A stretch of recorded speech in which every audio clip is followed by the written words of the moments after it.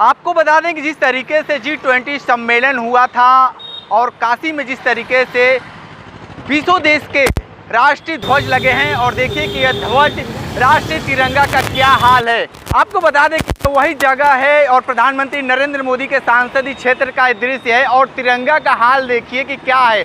हजारों गाड़ियां निकल रही हैं और यहाँ पे जो अधिकारी हैं वो भी आते जाते रहते हैं और सामने ताज गंगे का गेट है और यहीं पे सारे देश के जो डेलीगेट्स आए थे और यहाँ पे कार्यक्रम हुआ था। लेकिन जिस तरीके से आज देखिए ये हालात क्या है ये इस तिरंगे का, सीधे तौर पे आप देखिए कि इस तिरंगे का किस तरीके से अपमान किया जा रहा है और कोई भी इसका सुध लेने वाला नहीं है। आपको बता दें कि यहीं से चंद दूरी पे डीएम कार्यालय है और आला अधिकारी भी आते जाते रहते हैं, लेकिन किसी की नज़र इस तिरंगे के ऊपर नहीं पड़ रहा है। और देखिए कि किस तरीके से तिरंगे का अपमान किया जा रहा है और भी प्रधानमंत्री नरेंद्र मोदी के संसदीय क्षेत्र का ये दृश्य है।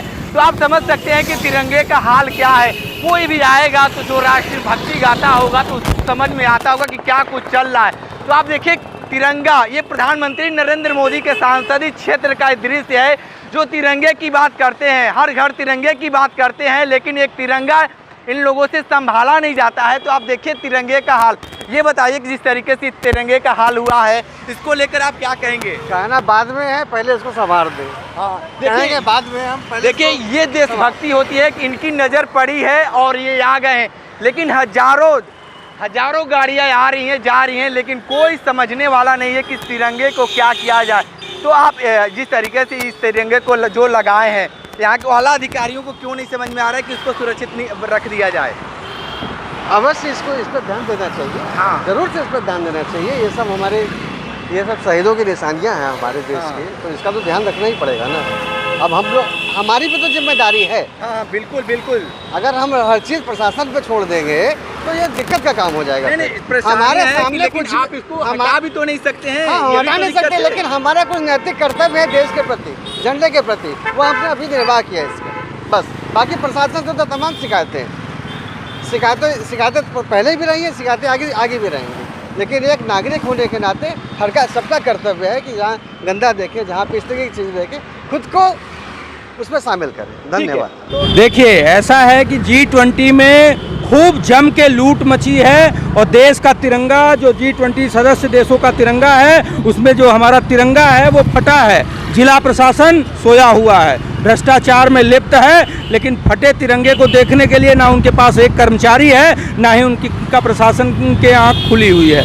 मुझे ये कहना है कि प्रधानमंत्री के संसदीय क्षेत्र वाराणसी में घोर अपमान हुआ है तिरंगे का, और इस तिरंगे के अपमान के लिए प्रधानमंत्री, मुख्यमंत्री और जिला प्रशासन को सार्वजनिक रूप से माफ़ी मांगनी चाहिए।